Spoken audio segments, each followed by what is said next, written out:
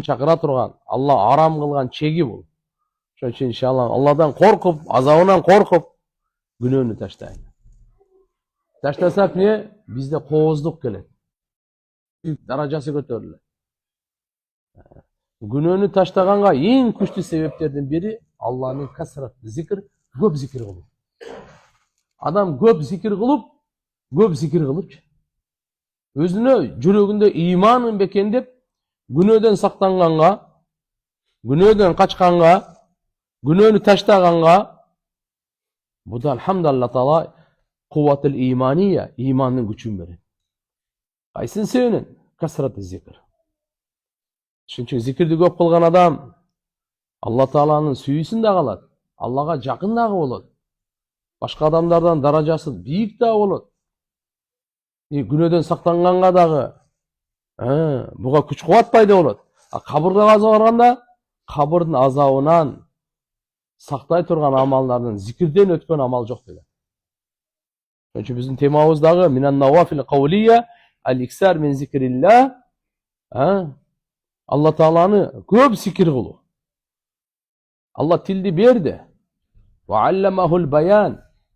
Сүйлөгөнгө, баяндаганга, бир нерсени түшүндүргөнгө инсан гана ушуну түшүндүрө алат. Башка айвандардын тили болсо деле түшүндүрө албайт. Аларга Алла таалан баяндоону үйрөткөн эмес, берген эмес. Ар-Рахман алал арши истава. Ар-Рахман алламал Кур'ан. Халакал инсан алламахул баян. İnsanды жаратып Алла таала таалим берди инсанга баяндоону. Эмненин таалими? Жүгүргөндүн таалими, кол салгандын, коргонгондун, качкандын, жегендин, ичкендин, балдарын эркелеткендин таалими бул бөлөк. Алар айванда деле бар. Бирок баяндоо тил бергенден кийин ушуну сүйлөп экинчи адамга же болбосо башкага түшүндүрө алган, буну инсанга гана берген Алла таала. Сүйлөө күчүн эле бербестен сүйлөө маданиятын кошо берген. Кайсы сөз менен ахирет курулат, кайсы сөз менен ахирет бузулат. Кайсы сөз менен адам бейишке чыгат, кайсы сөз менен адам дозокко барат. Кайсы сөздүн эсеби кандай, кайсы сөздүн салмагы кандай. Пайгамбар саллаллаху алейхи ва саллям буну баарын айтып койду. Кур'ан Алла башында эле ва кулу линнаси хусна. Адамдарга силер жакшы сөздү гана сүйлөгүлө деди. Адамдар деп айтты. Адамдардын астында сиздин досторуңуз дагы бар. Бардык эле дос эмес, билип коюңуз, душмандар дагы бар. Адам баласы эмес, пайгамбарларга Алла таала айтат, биз пайгамбарларга душмандарды жаратканбыз дейт. Сиз мен ким? Бизде жок дейсизби? Ар бир адамдын өзүнүн душманы бар. Өзүнө жараша душман бар. Пайгамбарларга Алла таалам инсандардан, жиндерден душманды жаратканбыз кошот. İnsanlardan, cinlerden düşman. Ошон үчүн бирок кандай гана болбосун, бизди мактаганга дагы, бизди жамандаганга дагы Алла буйрук берип атат, сүйлө, аларга чырайлуу сөз сүйлө дейт. Ва кулу линнаси хусна. Адашкандарга дагы, туура жолдо жүргөндөргө дагы хусна, чырайлуу сөз сүйлө. Суфьян Саври, жок, Ибн Сирин рахматуллахи алейх, менмин деген табииндерден. Ошо кишиге Ибн Сирин рахматуллахи алейхке учурдагы менминдин алдында адам өткөргөн эмес, ушундай чоң алым болгонда.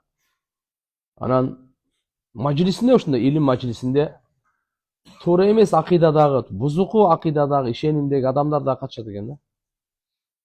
Аны өзү деле билет экен. Анан келип шакирттерине бирөө кулагына айтты. Hazrat, мына адамдар дагы катышып атат сиздин сабагыңызга, айтып койбойсузбу, ушулар турсун да кетип калсын депчи. Десе ага айткан экен, ey тууган, Алла Куранда айтып атат, кулу линнаси хусна, адамдарга жакшы сөз сүйлө деп. Мен кантип эми аларды туруп кетип кал деп айтат. Биз айта беребиз, оңолгон оңоло берет, бузулган кабыл албаса ал өзүнө депчи. Бирок бизден талап кылынган нерсе жакшы сөз экен да. Биз көбүнчө башкалардан талап кылабыз да, ушуну сен мага жакшы сөз сүйлө деп. Шарият айтат, жок, сен жакшы сөз сүйлө дейт. Шарияттын көрсөтмөсү, шарияттын таалимдери башка. Sen ayalыңа жақсы сөз сөйле, атаңа жақсы сөз сөйле, апаңа жақсы сөз сөйле. Сен балаңа жақсы сөз сөйле. Сен адамдарға жақсы сөз сөйле. Сен. Бізге сразу мейіз тескері іштейді да. Бұлар барды маға жақсы сөйлешке керек. Сенші? Ойланып көрем деймін. Bize talim terbiyen Peygamber sallallahu aleyhi ve sellem hanımefendi. Allahu Ekber. Hadiste gelir. Pende bir söz söyleyip Allah razı olgan sözdü. Biro ağa oşunçalık dene mani berбейт özü üç. Ağa mınдай деле көңүл бурбайт. Бирок ошо аркылуу Алла Тааланы бейишке киргизип койбосун даражасын көтөрөт экен бейиште. Bir söz менен. Кейде пенде bir söz сүйлөйт дейт. Алла наразы болгон сөздү сүйлөй берет. Бирок ага деле маани бербейт да. Обращение кандай эле жок. Көңүл анча бурбайт. Бирок ошол Алла наразы болгон сөздү тилинен чыгарган кесепетти карап туруң. Дозок алып түшөт буну дейт. Ошо менен дозокко кулайт. Сөз.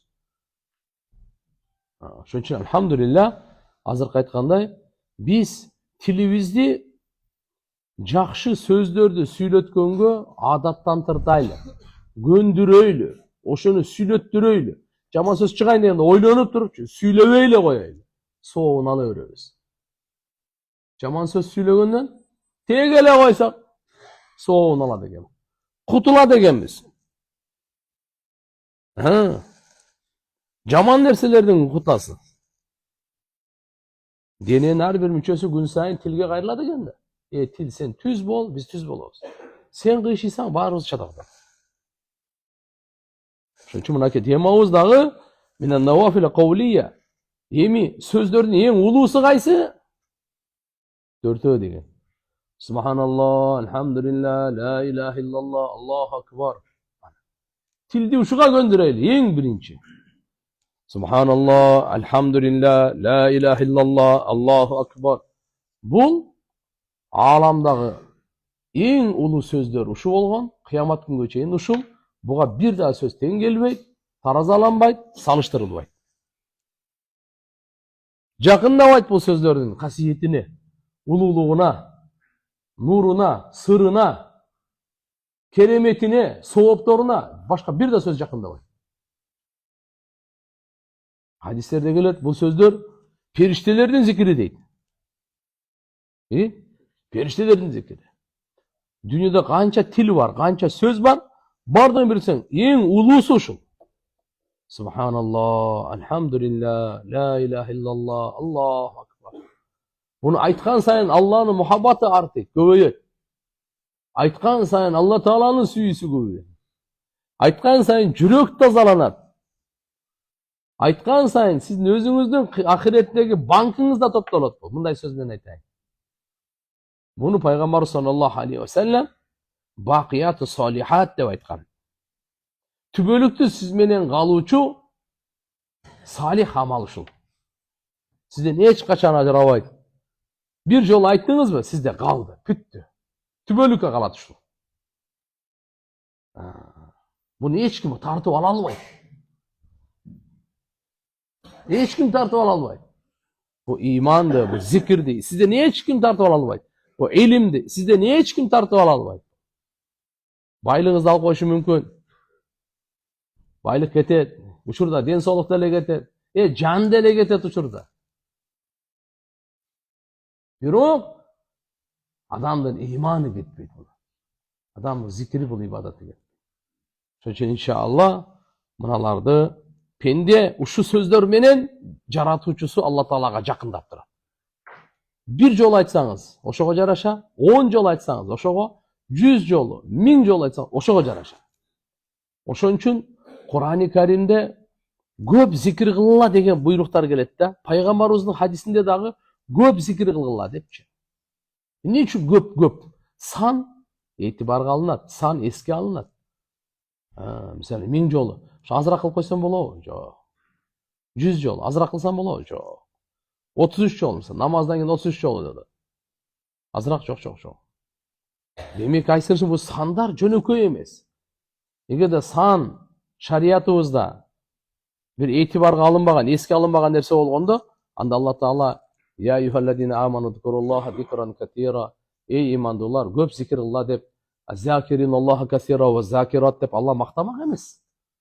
Allah'ını көп естеген erkekler, Allah'ını көп естеген ayallar deb Allah maqtab atadi. Allah'ını көп zikir qilgan erkekler, Allah'ını көп zikir qilgan ayallar deb Allah maqtab atadi. Zakirinalloha kasira va zakirat. Kasira degan so'z bor da. Көп zikir qilgan deydi. Az deganda жөнелеп. Намазды көп оқығандар деп айтқан жоқ. Оразаны көп қармағандар, садақаны көп бергендер, ажылықты көп қылғандар, умраны көп қылғандар, көп илімді, андай келген жоқ. Көп Алланы зикір қылған. Алланы зикірі деген Алланы естеу деген сөз. Алла Тааланы естеп, нематтарына шүкір қылып, Алла Тааланы естеп, кемшіліктеріне тауба қылып, Алла Тааланы естеп, арам қылған нәрселерден сақтанып, Алла Тааланы естеп, Алла Таалаға ибадат қылып. Кейде Субханалла, кейде Алхамдулилля, кейде Ла илаха иллалла, кейде Аллаху акбар, кейде истигфар, кейде Алла Таалаға алқыш, сана айту, кейде дуа, кейде хауқала, ла хаула ва ла қувата илля билля, кейде болса хасби Алла ва ниъмал вакил. Алланың улуу аттары, улуу сыпаттары менен Алла Тааланы естөө. Муаз ибн Жабал разияллаху анху пайғамбарымыздың сүйген сахабалардан бiri. Пайғамбарымыз айтады эле, ей Муаз, мен сені жақсы көрем деп айтады эле, қарашы. Адамдардың барыбыз пайғамбарымызды жақсы көрөбүз деп ыйлап жүрөбүз. Пайғамбарымыздың мухаббатын, шапаатын сұрап жүрөбүз. Пайғамбарымыз болса, Муаз, мен сені жақсы көрем дейді. Сіз даражасын көрдіңіз о кишinin. Йеменге жіберіп атканда пайғамбарымыз саллаллаху алейхи ва саллям өзі жөө Муаз разияллаху анху төбөнүн үстүнө мингизип алган. Bir topқа чейин узатып барып, насаат, осияттарын, керездерин айтып, Муаз разияллаху анху айтты, жоқ, я Расулалла, мен түшөйүн. Мен жөө басайын. Жоқ. Пайғамбарымыз өзі төрүн жетти. Жанында жанаша кетип атып айтады. Ошондо Муаз разияллаху анху сураган, я Расулалла, амалдардын эң сүйкүмдүүсү Алла Таалага, эң абзели кайсы дегенде пайгамбарыбыз айткан, тилиңди Алланын зикри менен дайыма ным карма. Өл тут. Антамута ва лисанук рутбун мин зикрилла. Сен дүйнөдөн кайтып атканыңда тилиң Алланын зикри менен өлдөнүп турсун. Нымдалып турсун дейт. Антамута ва лисанук рутбун мин зикрилла. Bir rivayette bir afzal, en amalların afzali qaysi degan. Bir rivayette ve aqrabu ilallah. Bir afzalil amal ve aqrabiha ilallah Teala. Amalların en afzali Allah Taalaga en jagınata turgan amaldı. Qavarın beringizçi degende Peygamberimiz antamuta ve lisanuk rutbun min zikrillah degan. Can berip atkanыңda şunday avalda can ber, senin tilin Allah'ın zikri menен alek bolsun. Ama kimdin tili zikri menен alek bolot? Kim ağa çeyin zikir kılıp жүрсө? Ya. Ölümge barından ele gelet. Bir ölgөнгө çeyin zikir жүрүp tilin göndürüp tursan gelet da.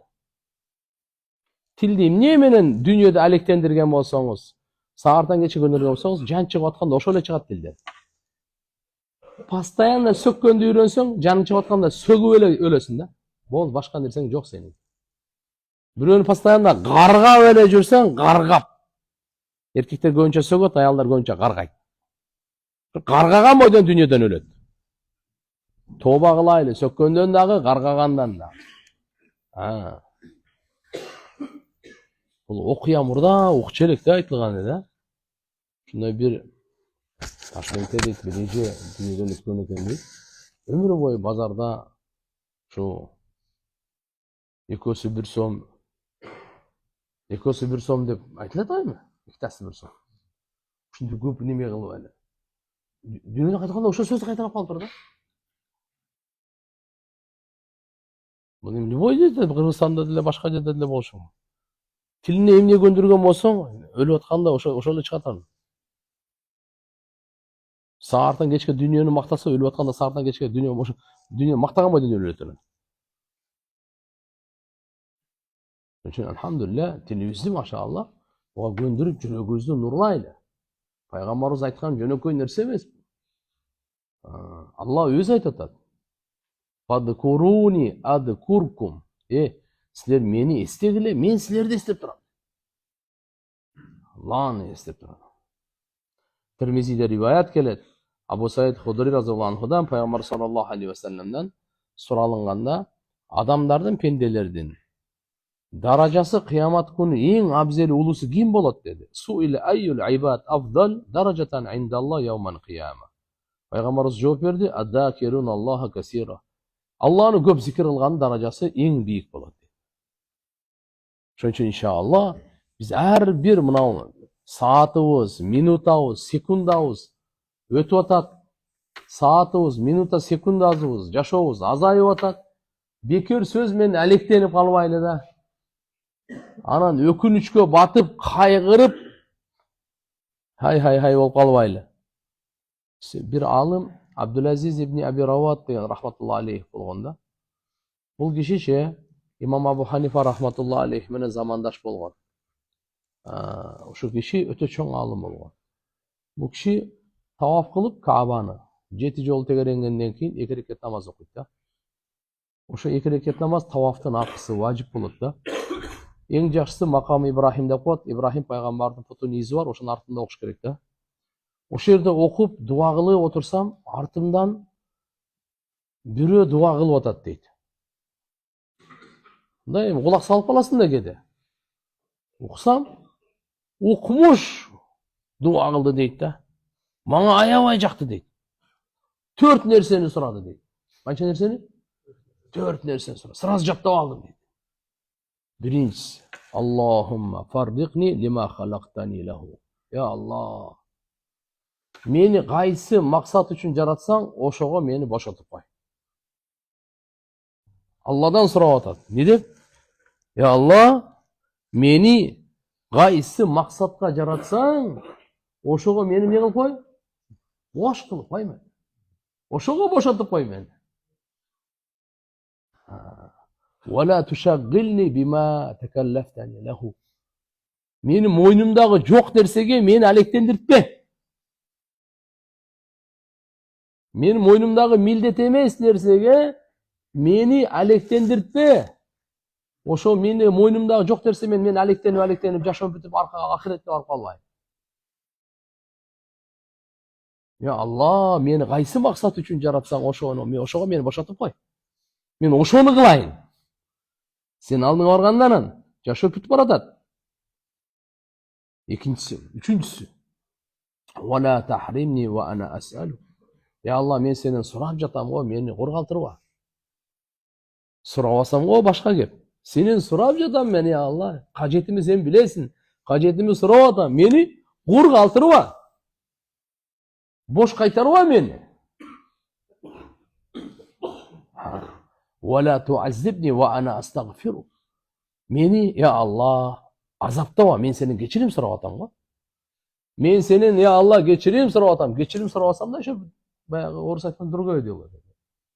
Men senin ya Allah geçirim sorap atam, meni azaptama. Şu 4 duanı kılıp atkan eken aябай jakты жактап aldım deydi. Kim eken dep karasam hiç kim yok dedi. Uğulgan da polnuydu. Бардығы болған. Кабада. Макам Ибрахим артында. Бұл кişi 156 Hicri'de dünyadan ötken. Abu Hanifa 150'de ötken. 6 yıl ayrılması onu oşo doğurdu. Altın doğurdu adamlar. Şunun için inşallah biz Allah Teala'dan bize dua kılaylı ya Allah. Qaysı maksat için bizi jaratsan, meni jaratsan. Ya Allah oşo maksatты düşündürme bana. Oşoga boşatıp koy men. Men oşonu atkarayın. Oşonu atkarıbaylı Allah'ın aldına barıp albayın.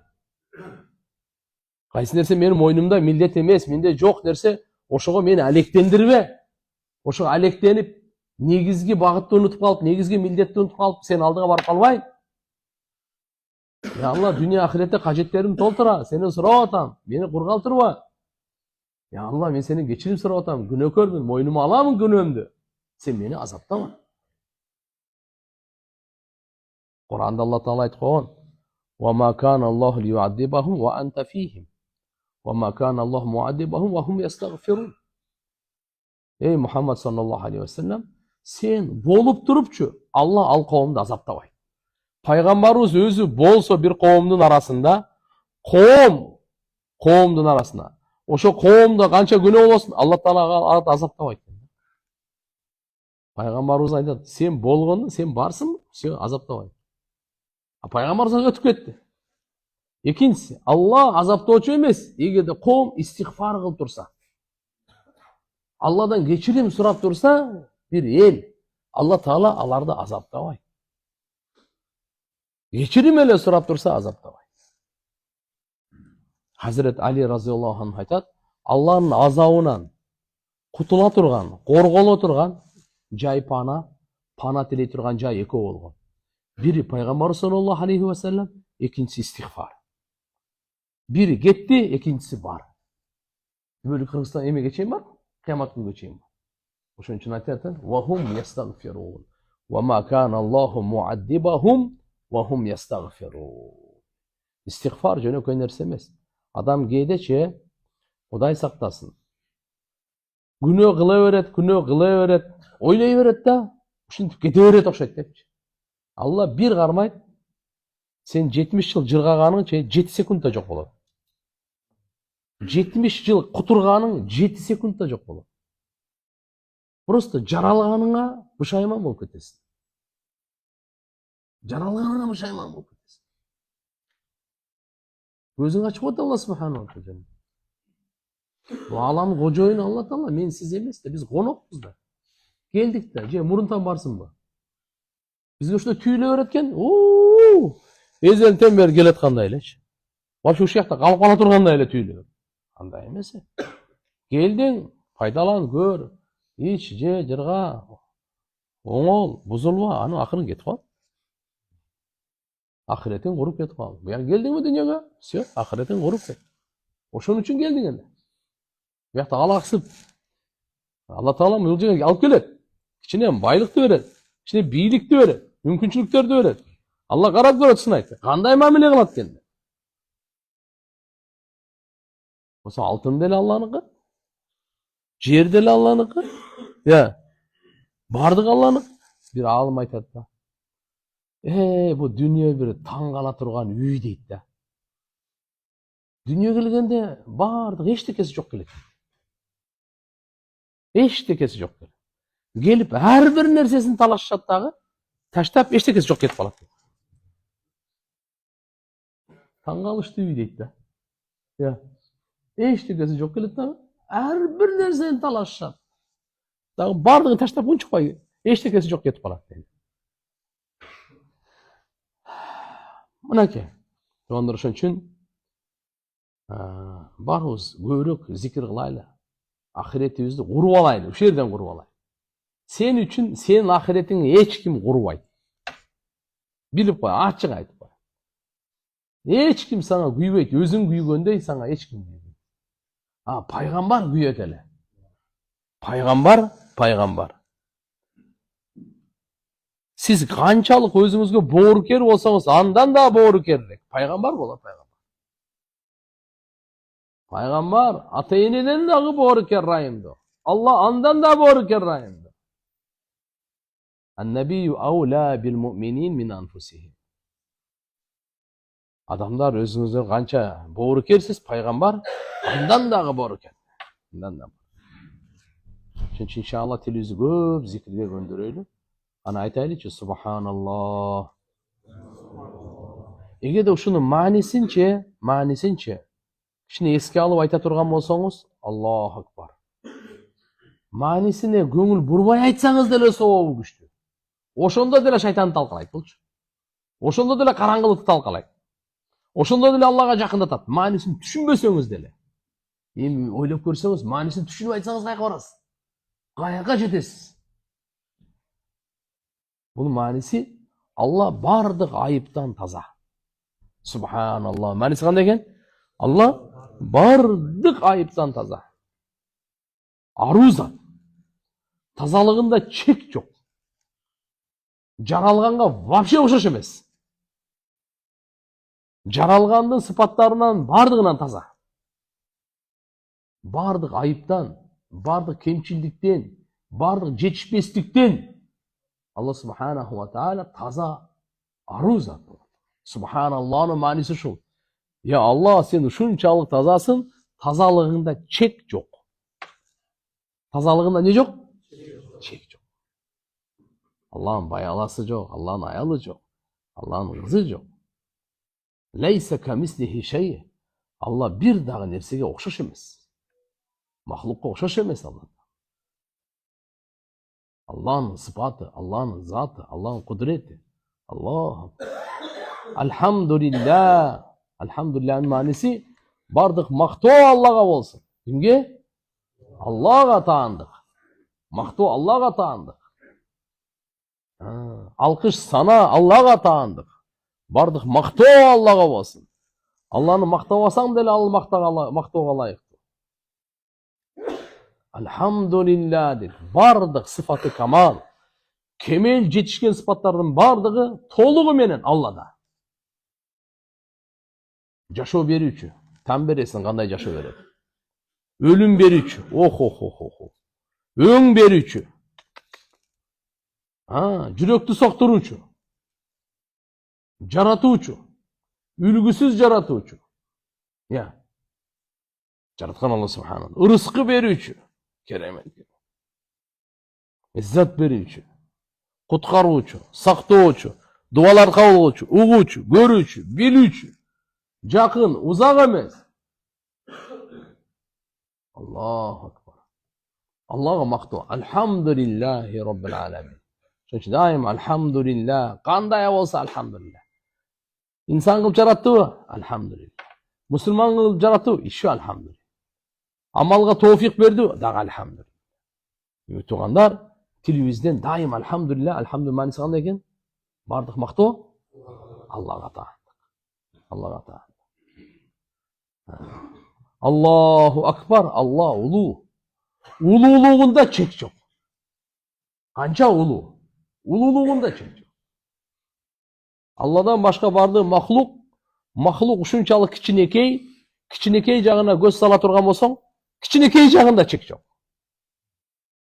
Арш курсини бириктирип туруп, бейиш тозокту бириктирип туруп, бардык периштени бириктирип туруп, ушунчалык кичинекей Алланын алдында, кыпын десең дагы, кыпын деп кичине аты болуп калып атпайбы? Жок эсеп катары. Аллаху акбар, Алла улуу, Алланын чоңдугу, Алланын улуулугу, чек жок.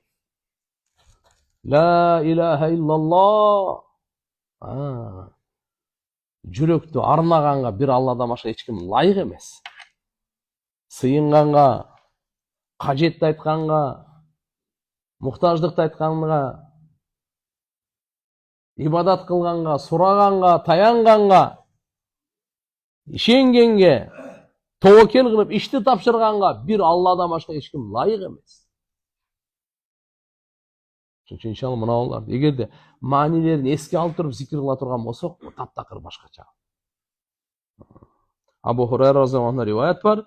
Пайгамбар саллаллаху алейхи ва саллям Меккенин жолунда сапар кылып баратып, бир тоонун жанынан өтүп бараткан экен. Ал тоонун аты Жумдан. Пайгамбарыбыз айтыптыр: "Сиру хадал Жумдан сабакал муфарридун." Мына Жумдандан давай өткүлө. Деп ошол жерде бир кошо сөз айткан экен. Mufarriddер алдыга өттү деп. Өтүп кетти, озуп кетти деп. Сахабалар сурашыптыр: "Вамал муфарридун?" Я Расулаллах, ал муфарридун деген өзү ким алар? Десе пайгамбарыбыз айтыр: "Аззакирин Аллаха касира." Алланы көп зикир кылгандар экен. Алар бардык жагынан өтүп кетти. Караңыз. Баарыбыз Рамазан айдын орозосун кармадык. Алланын жардамы менен, Алла Тааланын алхамдулилlah товфиги менен. Бирок баарыбыздын орозобуз бирдей болгон жок. Кимдин орозосунда зикир көп болсо, ошонун орозосу эң жогору. Баарыңы бирдей болбойт. Баарыбыз умрага барып келдик. Баарыбыздын умрабыздын сообу бирдей эмес. Кимдин умрасында зикир көп болсо, ошонуку жогору болот. Баарыбыз ажылыкка бардык. Кудум ушундай эле бардыгыбыз. Газапка баргандар, ажылыкка баргандар. Демек кимдикинде зикири көп болсо, ошо алдыга өтүп кетет. Зикир кылган сайын периштелер күтүп турат. Тилден чыгар замат сразу жазышат. Ма ялфиду мин каулин илля ладайхи рақибун атид. Даяр турат алар. көзөмөлдөөчү. Даяр. Сразу жазат. Термизийдин риваятында сахабалар "Вамал муфарридун" дегенде пайгамбарыбыз айткан экен мындай деп. Ал-мустахтирун би зикрилlah. Бул дегени ал-мудавимун ала зикриллахи таала. Алланын зикирин улантып тургандар. Бүгүн кылып, ана бир азан кылбай коюп, бүгүн кылып, эртең кылбай койгон. Кичине иши жүрүшүп атса кылат дагы, иши жүрүшпөй калса кылбай койгон. Андай болбойт деп. Ар абалда, курсагы токто дагы, ачта дагы, чаңкаганда дагы, чаңкасы жокто дагы, ооруп атса дагы, ден соолугу жакшы учурунда, иши жүрүшүп атса да, бир аз токтоп калса, проблема Алланын зикирин токтотпойт бул. Мына ушулар бардыгынан озуп кеткендер ушулар. Хадистерде келет, кыямат күнү эң алгачкы чакырылат, чакырылуучулар ким? Бейишке кире бериңер депчи. Ар абалда Аллага мактоо айткандар. Awwal ma yud'a ila. Эң биринчи кыямат күнү чакырылгандар. Awwal ma yud'a ila yawmil qiyama. Кыямат күнү бейишке келет. Кээ бир жерде awwal ma yadkhulul janna. Кээ бир биринчи бейишке кирүүчүлөр кимсе? Алар алладина яхмадаллах фис-сарра вад-дарра. Алар курсанчылыкта дагы, кыйынчылыкта да Алланын зикир кылып жүргөндөр ушулар. Ушулар кириле калган эсебин баштайбыз экен. Ошон үчүн иншалла ар абалда Алла Таалага мактоо болсун. Ар абалда Алла Таалага шүгүр болсун. Канчалык зикир кылса адамдын күнөөлөрү азайып, эртеге аз эле жүк менен барып калат бул. Аз эле. Демек, зикирде көп зикир кылганда эмне бар экен? Алланын сүйүүсү бар экен. Хуб вал курб, Аллага жакындоо бар экен. Ва сабакия, башкалардан алдыга улуу даражага ээ болуу бар экен. Аллахумма джална миназ-закирин Аллаха касира ва закират. Алла Таалам баарыбызды өзүн көп эстегендерден кылсын, амин. Көп зикир кылчулардан кылсын, амин. Шариаттын улуу максаты тургандар бул зикир.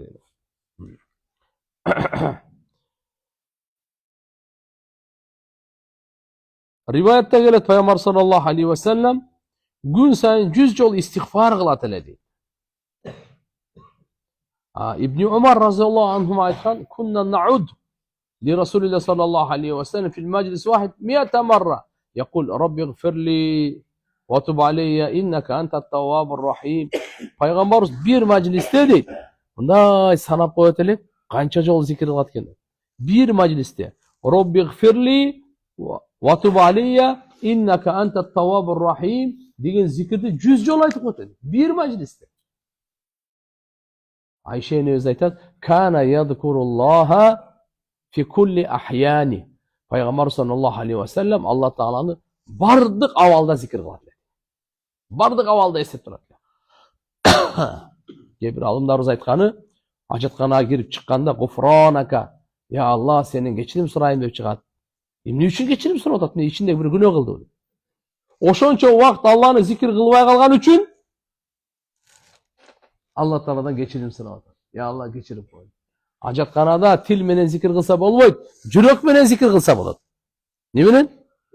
Пайгамбарыбыз деле ажатканага барганда. Андай учурларда кандай айтса, тил менен эмес, жүрөк менен. Алла Тааланы. Алла эсте болсо адам күнөө кыла албайт. Алладан үзүлгөндө күнөө кыла баштайт. Алланы эстеп турса адам кыжалат болбойт. Алладан связь үзүлгөндө адам кыжалат боло баштайт. Алла менен байланыш үзүлгөндө эмне боло баштайт экен? Кыжалат боло баштайт. Алланы көп зикир кылса, адамдын иманы бекем болот. Аллага болгон таянуусу, ишеними бекем болот. Алладан болот, бардыгы Алланын каалоосу менен. Куранда айткан, "Вама бикум мин ни'матин фа мин Аллах." Силерде кандай гана неемат болбосун, айтыңчы, кандай неемат бар сизде? Ошол Алланын тарабынан. Ден соолук бар экен, мечитке басып келдик го. Ушу ден соолук Алланын тарабынан. Ден соолук бар. Алхамдулилlah, башка жакка басып барды, мечитке келген жок. Демек мечитке келгендин тофиги, ден соолук плюс тофик, бул дагы Алланын тарабынан. Жөн эле эмес, илимге отурдук. Кичине зикирдин мажлисине, илимдин мажлисине, имандын мажлисине. Бул да Алланын тофиги. Пайғамбар саллаллаху алейхи вассалам айтпады өлі. Аллаға жақын ең улуу періштелер талқылап тұрады. Адамдардың каффарат күнәлерінің кечирилүүсү боюнча. Алар канча дегенде үчөө. Үчөөнүн бирisi кайсы эле? Намаздан кийинки намазга чейин күтүп отуруу дейт. Шамды окудук, кутанга чейин отурабыз. Периштелердин талкуусундабыз. Каякта? Жогорку кеңештеби? Жок. Жогорку улуу кеңеш бар Алла Тааланын алдында периштелердин. Аллага эң жакын периштелердин кеңеши ал. Ошол жерде талкуу болот. Пенделердин ошол күнөөлөрүн кечирилүүсү. Үчөөнү айткан да. Үчөөнү айткан. Жамаатка келүү, напсиге жакпаган учурларда даратты толук алуу, бир намаздан экинчи намазга күтүп отуруу. Арасында мына алхамдулилlah. Демек биз мына жерде жөнөкөн эмес, бул Алланын берген нематы бул. Буга шүгүр кылыш керек.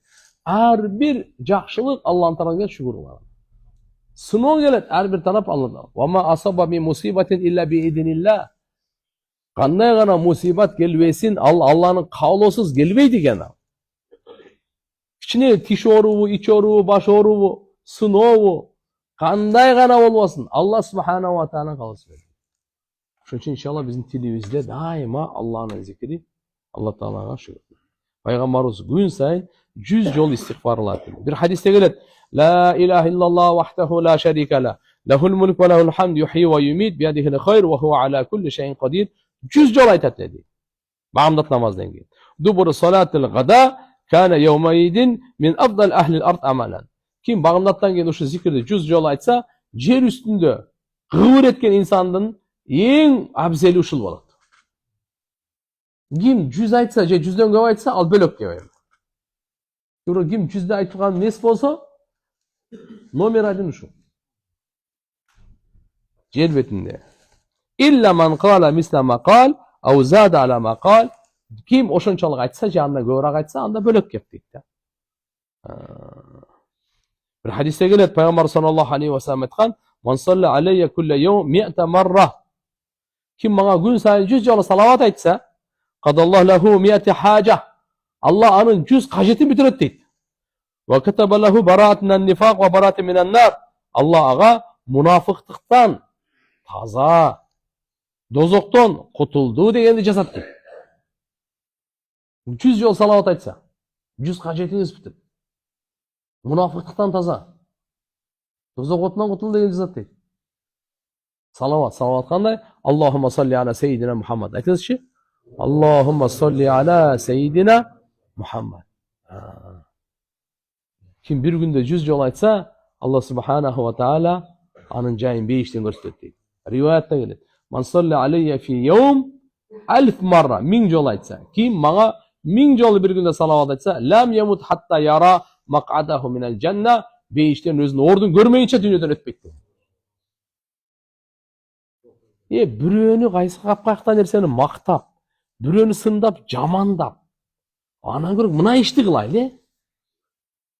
Кандай дедиңер? Пайдалуу ишти кылайлы. Бирөөнү мактайбыз. Эртеси күнү салам алейкум, шашып кетип калды, учурашпады. Сразу жамандайбыз. Биздин ишибиз деле ушул да. Наркы дагы бизге кичине чай берип койдук, кайра мактайбыз. Анан да бир күн мактап, бир күн жаман, ушинтип өмүр бүтүп атат да азырчы. İşti kılaylı mı yaptım lan? Bunu cayayla mı lan? Zikirde şunca fazileti karanız çıkanca. Uşunu men kılsam, uşunu barsa o men alam. Eğer de uşunu men bardığını davat kılsam kança alam. Buna davat degen ne de pargim arasında soruyor. Davat degen uşu. Uşunu bilip emi apanızga, atanızga, ayalınızga, bala çakanızga, tanıgan, dost, koşuna, tavaktaş, kurustaş, klastaş, balakabaş bardığını ciddi. Şunu bardığın namaz nesi oldu? Peygamberimiz aytkan: "Addal ala hayr ka fa'ilihi." Жақшылыққа себепчи olan kişi жақшылықты кылганда эле сауап берилет экен да. Жақшылықты кылганда эле сауап берилет. Алла Таала кем кылбайт. Пайгамбарыбыздын дуасын аласыз. Пайгамбарыбыз дуа берген сизге. Kim benim sözümde жеткирсе, Allah гүлдөтсүн деген. Не кылсын дегени? Пайғамбардың дуасы емті шө. Алла бақтылы болсын. Наддараллаха имраан. Пайғамбар соңға дуа берген. Алла Тағала маны не қылсын дейді. Жашылдандырсын, гүлдетсін, бақтылы қылсын. Даңқын көтерсін дейді. Самия мақалати фауааха ва адда кама самия. Мен сөзімді ұқты, есіне сақтады, қандай ұқса ошондай башқаларға жеткізді. Ушун аты дават. Ушуну кейде bir райондан bir районға барып айтасың, кейде bir областтан экинчи областқа барып айтасың, кейде bir республикадан башка республикага айтасың. Ушунун аты дават. Сахабалар кылды, ошон үчүн өстү, кетти. Алла Орто Азияга келбегенде табийиндер биз каякта мусулман болду. Демек истихфарды айтып коеюн эстеген. Пайгамбар саллаллаху алейхи вассалам bir hadis esке келип кетти. Мына сиздердин берекеңиздер менен.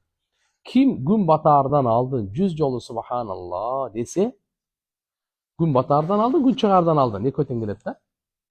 100 жолу айтсаңыз, 100 tüölü kurbanlık çalgan soğun alasın. Bir tüö $1000. Eşteki tıyın pıyın getirvel içtim var bitirirsin.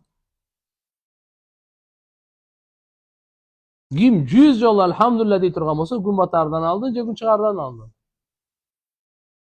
100 atты ер тоқумен даярдап Алланың жолына газапқа жібергенді соғын аласыз. Жөнөкөй нерсе емес. 100 жолу Аллаху акбар десеңіз, 100 құлды азап қылған соғын аласыз. Ал эми ла иляха иллаллахын 100 жолу айтсаңыз, жер менен асмандын ортосунда бош мейкиндик бар го, ошону толтура соғып аласыз. 100 жолу айтсаңыз. Bu zikirdi kılgan adamlarda arştın tekerегinde perişteleri var. Oşol dedi sizden atınızda atayken. Ne atayken? Arının ızıldağanınday olgan zzzz. Oşol dedi oşol atayken sizden atınızda. Falan çağırma. Peygamberimiz bir rivayet aytkan, kim bana salavat aytsa, anın salavatı bana perişteleri alıp gelet. Men anın atasının atını aytıp durup, жоопты кайтарам дейт. Пайгамбар саллаллаху алейхи ва саллям. Пайгамбарга сен салават айтсаң, Алла 10 есе салават берет. 100 да айтсаңыз, 1000 да айтсаңыз, 10.000 жолу салават айт. Мына пайгамбар хадисинде айтты: "Ман салла алейя салатан вахида." Ким мага bir салават айтса, bir саллаллаху алейхи ашра, Аллага 10 салават айт. Алланын салават айтуусу эмне? Аллага 10. Birге 10 болуп атат да. Десе Алла Тааланын салават айтуусу караңгылыктан жарыкка чыгаруусу. Каяктан чыгаруусу? Жүрөктөгү караңгылыкты кетирет. Алла Субханаху ва Тааланын салаваты. Куранда айтат, Алла периштелери салават айтат. Эмне үчүн? Адамдарды караңгылыктан, зулуматтан жарыкка чыгарыш үчүн. Алымдарыбыз айткан, демек ушул деген мааниси мына. Алла Тааланын рахимы жай. Мына жерде пайгамбар саллаллаху алейхи ва саллям риваят кылганы: "Ман салла алейя фи йаум 1000 марра", ким бир күнү демек алхамдулилlah 1000 жолу салават айтып жүрсө күн сайын, не болот экен? Лам ямут хатта яра мақадаху минал жанна, бейиштин жайын көрмөйүнчө өлбөйт дейт. Бейиштин жайын түбөлтү бара турган жай. Бир нерсени эстеп коелу турганда. Алла адилеттүү. Ар бир инсанга бир орун бейиштен, бир орун дозоктон жаратып койгон. Таярдап койгон. Дайын. Ар бир ушерде отурганыбыздын бирден орун бейиште бар, бирден орун дозокто бар. Меники да, сиздики да. Ар бир капырдын дагы бирден орун бейиштен жайы бар. Эми келип туруп Алланы угуп, кантип угат ал? Алла Таала китептер түшүргөн. Ошо китептерди түшүндүргөнгө пайгамбарлар келген. Алланын китеби Кур'ан, акыркы пайгамбар Мухаммад алейхиссалам. Ошо кулак салып, оңолуу жолун тандап, иман жолунан. Бейишке карай кетсе, бейиштеги ордун алат иншаалла. Дозокто орду калат. Кудай сактасын. Алланы тааныбай, Аллага баш ийбей, тескерисинче томоюндук кылып, пайгамбар тааныбай, пайгамбарга баш ийбей, тескертсең башка жол тандасың. Ал баягы дозокто даяр бар го, аны алат ал. Так эле алат ал. Бирок бейиштеги ордун алдырат ал. Бейиштеги ордун алдырат. Ошон үчүн иншалла мынакей туугандар келиңиздер. Биз көп алхамдулилля мына зикирлерди кылайлы. Истигфардын эң кыска нускасы астагфируллаха ва атубу илейх. Айтыңызчы? Астагфируллаха ва атубу илейх. Астагфируллаха ва атубу илейх. Эң кыскасы. Жолса Робби гфирли ва туб алейя. Робби гфирли ва туб алейя. Робби гфирли ва туб алейя. Ана истигфарлардын түрлөрү көп. Астагфируллах ла иляха илля хуал хайюл койюм ва атубу илейх. İstiğfarlardan Seyyidül İstiğfar, istiğfarların en mırzası var. Peygamberimiz özü aytkan anı. Şaddat ibn Avs degen razıyallahu anh sahaba aytkan. Seyyidül İstiğfar'dı bilesin mi degen. Yok özünüz ile aytınız degen. Peygamberimiz aytып bergen. Allahümme ente Rabbi la ilahe illa ente halaktani ve ana abduk ve ana ala ahdik ve va'dik mastata'tu. Audu bika min şerri ma sana'tu. أبو لك بنعمتك علي وأبو لك بذنبي فاغفر لي فإنه لا يغفر الذنوب إلا أنت. Ушуну ким эрте менен айтканда бекем, шектенбей, якын менен толук ишенип айтса, кечке чейин ажалы келип калса түп түзбөй иште барат.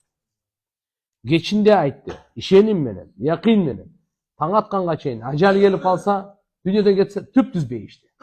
Түп түзбөй иште. İnşallah jattap alaylı, annesini bilip alaylı. O seyyidil istiğfar.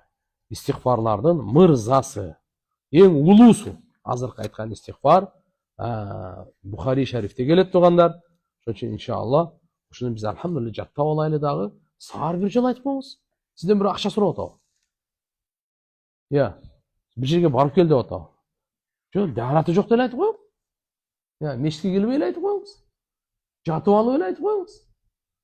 Zikirden oңой өзі амал жоқ, зикирден күчтүү амал дагы жоқ да. Ең оңой да бұл. Намазға дәрат алыш керек. Парыз намаздарды оқыш үчүн мешітке келиш керек. Я, ораза тутканга канча машаккат керек. Ажылыкка акчасы менен кошо керек ага. Зикир келмей керек. Зикир дәраты жоқ, даже усулу жоқ зикир кылса. Усул дәраты жоқ. Kur'an karmasan bolboy. Usul жоқ болса, okusan da bolboy. Не только karmaga.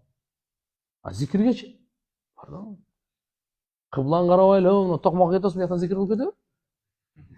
Namaz okun bu yakta karaş kereyli de. Ya. Buna? Umraga var, Mekke, Medine barmay, kasedeyle zikir kılıp işte. Peygamberimiz aytkan kim bağımdat namaz cemaat menен okup, gün çıkkanga çeyin zikir kılıp otursa, gün çıkkandan keyin 2 reket. Gün çıkkandan keyin sırası emес. Kişine bak makruh vakti ötüp ketsin 15 minuttan keyin. 2 reket namaz okup koysa işrak dep koyat. Толық ажылықтың соғы беріледі. Бізге Алла мүмкіншілік беріп тұр, күн сайын ажылықтың соғын алғанға. Не қылғанға я? Жамаат менен оқыш керек екен, күн шыққанға шейін ұйықтап қалбаш керек екен. Зикирде, Құранда, Алланы естегенде амал, ошо алекеле болып тұрсаңыз болды. Алланы естей тұрған эле мақсаты таат. Sorularga gezek bereyli anda. Bismillahirrahmanirrahim. Okuğa tapşırıp attım ele. Dua kılıp koyunuz şiiriniz. Allah'ım cengil kılsın. Faydalı ilim versin. Dünyanın ilimini daha versin sizge. Ahiretten ilimini daha versin. Ustaz, keyde namazda şöntөгümde daarat kagaz bolup kalat. Namaz jarayбы? Jana Asr сүрөсүн murun Kavsar. Ekinci soru ekan. Jarayбы? Daarat kagaz iştek bolбойт. Jana Asr сүрөсүнөн murun Kavsar namazda okulabı. Jo, iretmen okuş gerek. Birinci Asr'da okunuz, Asr сүрөсү. Andan keyin Kavsar'da okunuz. Yedi bilbey kalsanız eştek olur. İstegenligi. Hiç emes murda günü bir soru verdiler. Mına koydun tezegin satsa bolabı. Uydun tezekleri. Hem göң kılıp durup satatqa bizde de. Tuğanlar bizde zaң boyunca adamdıkı bolboyt. Allah aram derse.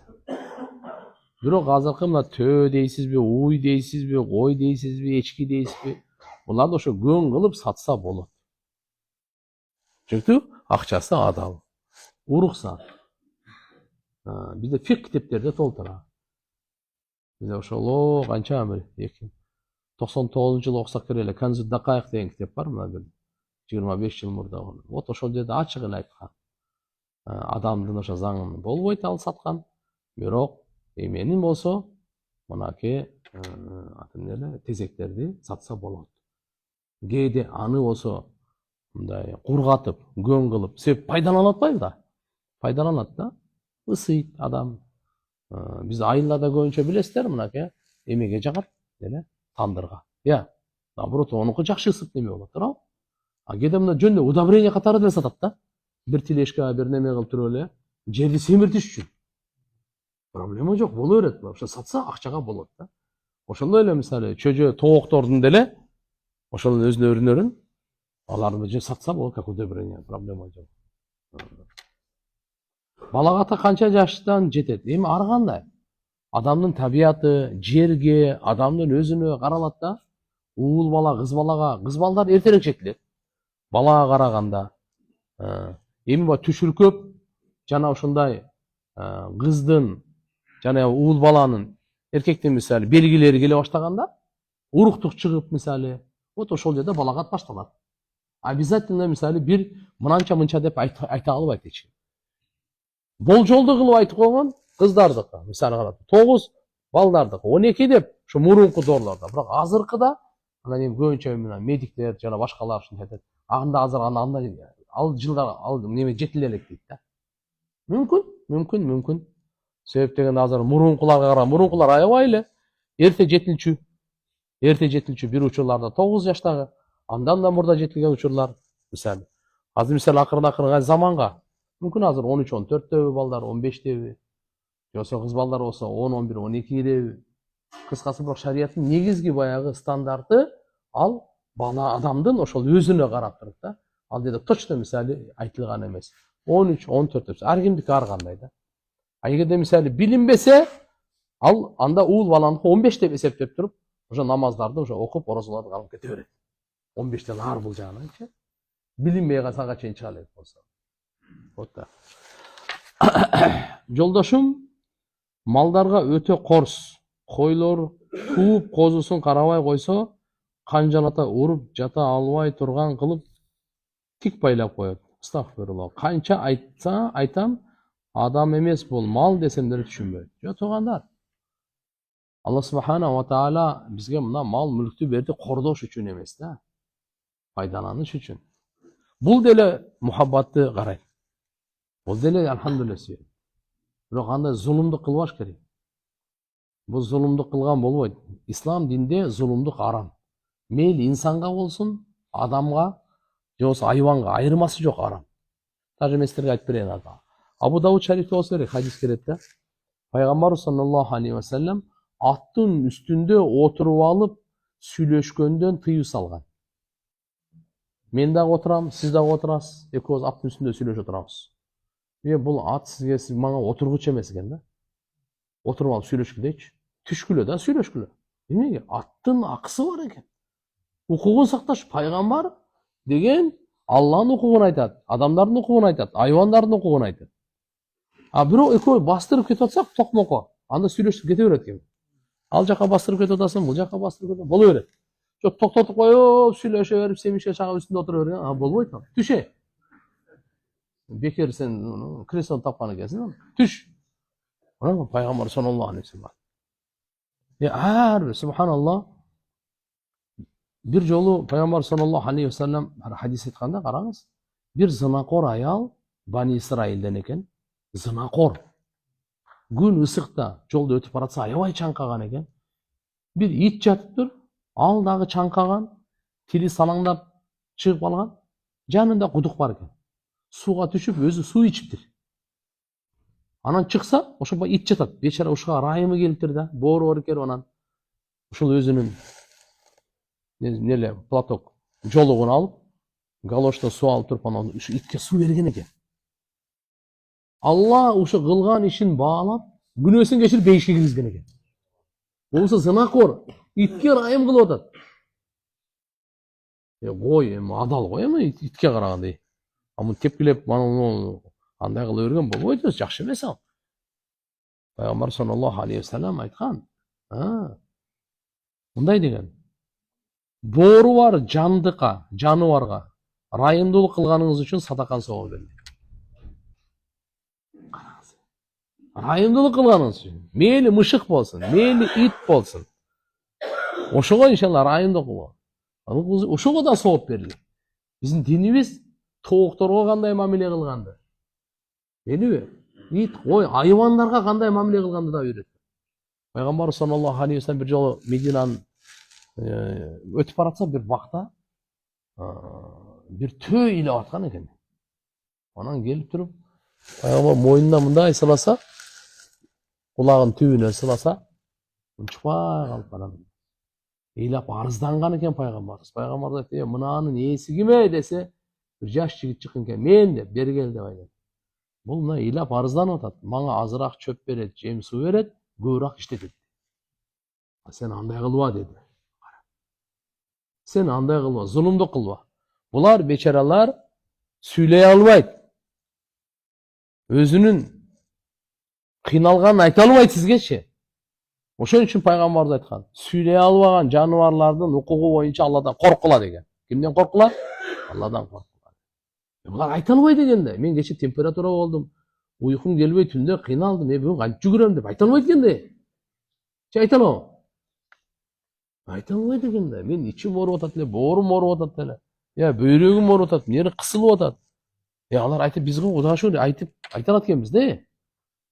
Алар айта албайт. Ошон үчүн айта албаган, сүйлөй албаган жандыктардын укугу боюнча Алладан коркула деген да.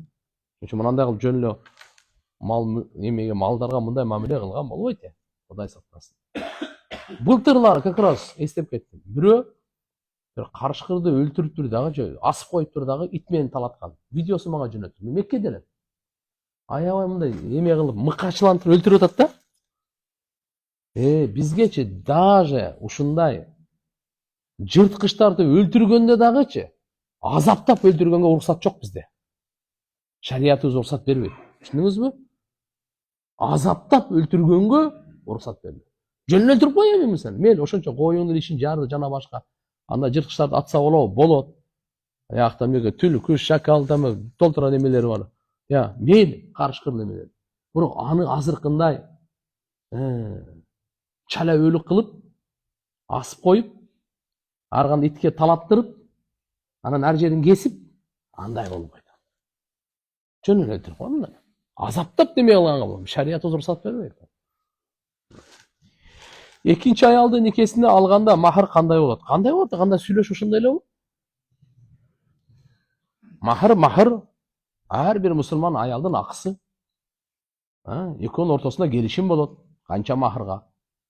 Эгерде махрды атабай эле нике кыйып койсо, анда махр мисил деп коет. Махр мисил дегени ошол турмушка чыккан кыздын же келиндин эжелери, сиңдилери, таэжелери канчага турмушка чыккан махрга ошол берилет да. Бирок в любом случае берилет. Албетте махр экиге бөлүнөт. Нак, насия болот. Нак болсо азыр берип кой, насия болсо бир айдан кийин берем, бир жылдан кийин берем деп, бирок эркектин мойнунда милдет болот. Эгерде бербей өлүп калса, мурасынан биринчи ошо чыгарылат. Бул карыз катары. Assalamu alaikum ustaz. Насаат медиада куптан убактысы 20:37 кирет. Биздин мечитте 20:30да окулат. Ошондо жамаатка кошулуп окуй беремби? Жок, азыр алхамдулилля заман өнүккөн. Муфтияттын сайты бар, Насаат медианын сайты бар. Кудайга шүгүр пайдаланып, ошо убакыт киргенден кийин окугула. Убакыт киргенге чейин окусаса жакшы болбойт ал. Инна салата канат алал муъминина китаба мавкута. Намаз же ар бири өзүнүн дайындалган убактысы бар туугандар. Assalamu alaikum. Алейкум ассалам. Жолдошум тапканын футболго выставкага акча салып кечке букмекер ойнойт. 5 балабыз бар. Бул адаты калабы же ажырашып кетсемби? Бизди кыйратып деле бакпайт, же көңүл бурбайт, эч кимди укпайт. Чыдамым калбай баратат. Үйдө дини ta'lim тарбия болбосо, туугандар бири-бирибизге ушинтип нааразы болуп, арыздана берип, түтпөй, береке качып, үйдүн ичинде шайтан уялап, ушу тополоң менен жашап бүтөт да. Ошон үчүн эмне кылыш керек эле туугандар? Биринчи альхамдулилля намазды үйдө тургузуңуздар. Караңыздар, ар бир адам өзүндө эмнеси бар болсо ошону берет. Биздин үйүбүздө бир нерсе кичине иман барбы биздин үйдө? Сүннөт барбы? Куран барбы? Ta'lim барбы? Зикир барбы? Биздин үйүбүздө эмне бар? Ошон үчүн иншалла мына жерде силерге айтарыбыз, биринчи өзүңөр альхамдулилля бекемдеп, үйдө кичине Куран окуп, дуа кылып, эми жолдошуңар кандай болгон чакта дагычы, акырын түшүндүргүлө, 5 балаңар бар экен. Ажырашып кетсең эле жыргап кете белең, жок. Бирок акырын альхамдулилля аны азыр ана дааватка чыгып канча адам болду? 100 000 эмес, 10 000 деген адамдар дааватка чыгып альхамдулилля бар канча болсо кылыгын таштады. Жылдап таштай албаган жаман кылык жоруктарын альхамдулилля Алла Таалага чексиз шүгүр.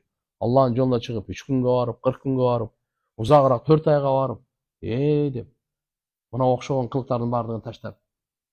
Ошон үчүн иншалла аны да акырын жибергиле. Өзүңөр үйдө ta'lim өткөргүлө. Саркы кечке зикирлерди, дуаларды, пайгамбарыбыздын өмүр баяндарынан окуйлу үйдө. Аракет кылайлы жакшылыккачы, сабырдуулук менен. Сразу болуп кетпейт, ачык эле айтайын.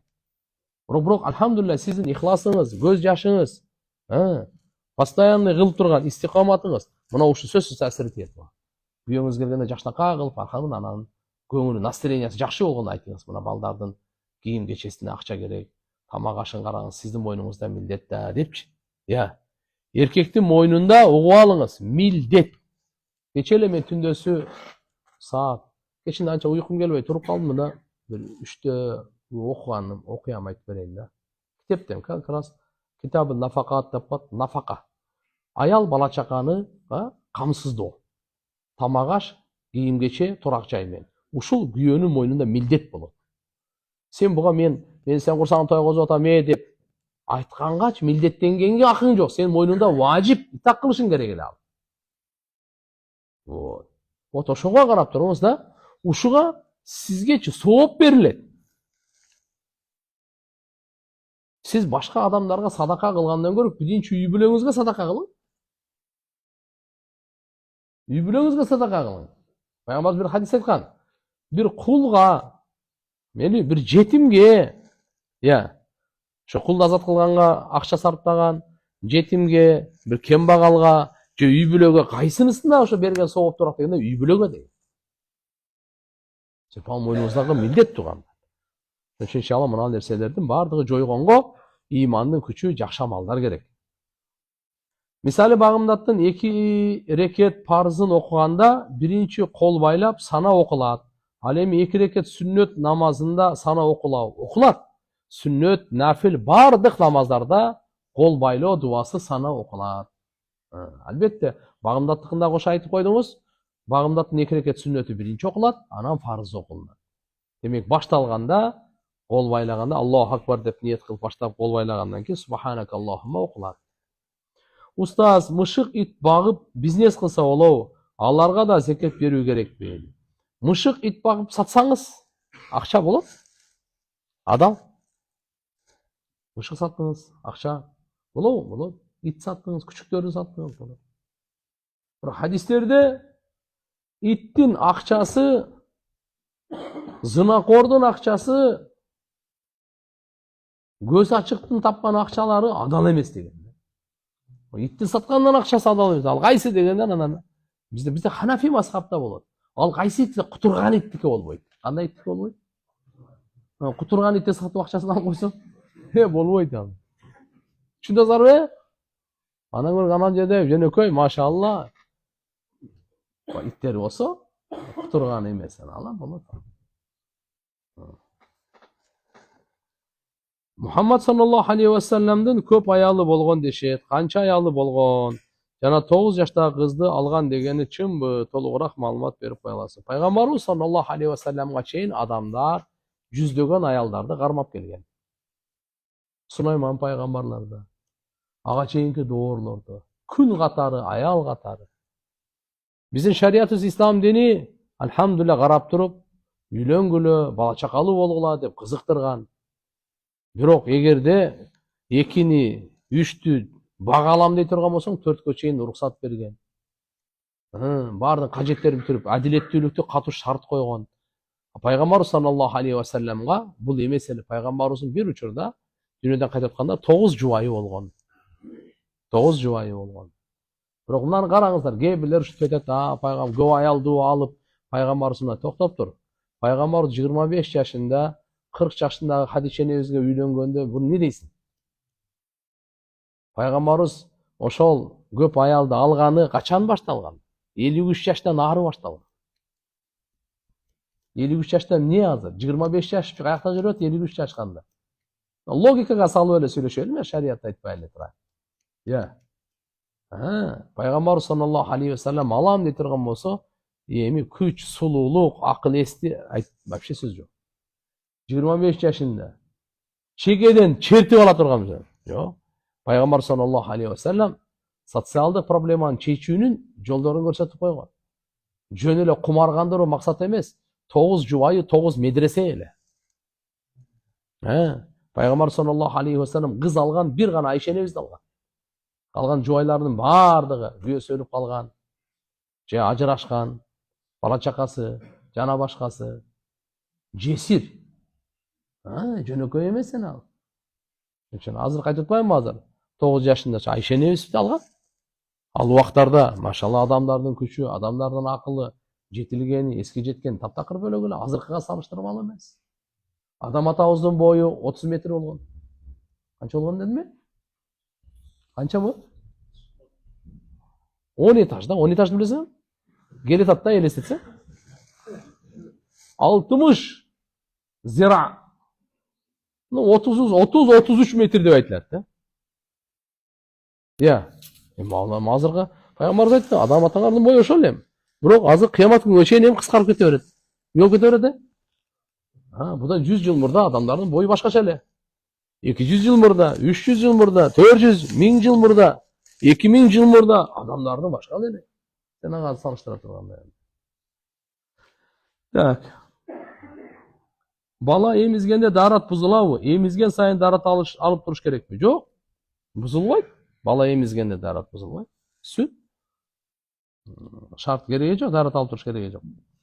Өтүп кеткен досум бар, анын сүрөтүн Instagram баракчама чыгарып койгом. Зыяны болбойбу досума? Жана бул нерсе уруксатпы? Же уруксат эмес. Сүрөттөрдү алып эле койгон да.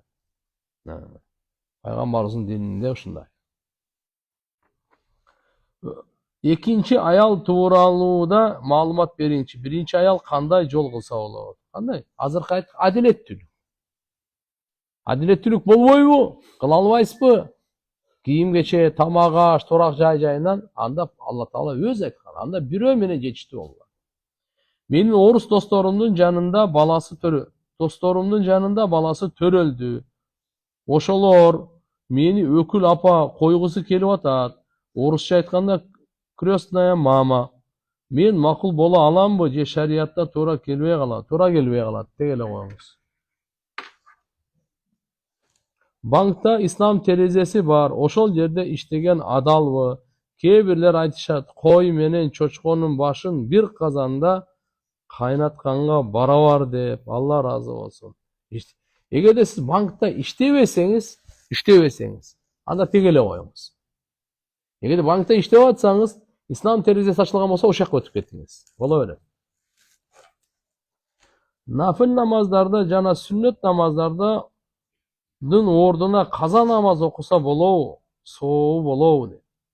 Эгерде бирөө адамдын каза намазы болсо туугандар, нафилдерди токтотуп туруп, анын ордуна убакытты каза намазга кетириңиздер. Бирок сүннөттүн ордуна деп жок. Сүннөт окулат. Сүннөттүн ордуна да каза окуган жок. Андай кылбаңыз, сүннөт окуй бериң, только нафилдин ордуна. Башка убактарда дагы каза. Мен 4 айга даватка чыгайын дегенмин. Дуа кылып коюңузчу, дагы үйлөнөйүн дегенмин. Алла Таала машалла жеңил кылсын, ихлас берсин. Алла Таала иманды жубай берсин. Амин. Rabbana atina fid dunya hasana ve fil ahireti hasana ve qina azabannar. Allah'ım barımızın günahları özü geçirgin. Öz rahimine algın. Ya Allah barımıza adalı rızkı vergin. İmandı urpak bergin. Faydalı bilim bergin. Ahirette beyiş razıçılığını vergin. Ölümden burada tövbe, ölüm uçurunda rahat bergin. Ölümden keyin mağfiret, rahmat bergin. Allah'ım bardık hacetlerimiz özüň bütürgün. Toğra joldan adaştırma, imandan ajratma, özüňden uzak kılma. Ya Rabbal alamin. Barımızdan kılgan ibadatlarımızı özüň kabul kılgın. Afiyet, amanlık bergin. Ve sallallahu ala nebiyyil kerim ve ala alihi ve ashabi ecmaîn bi rahmet.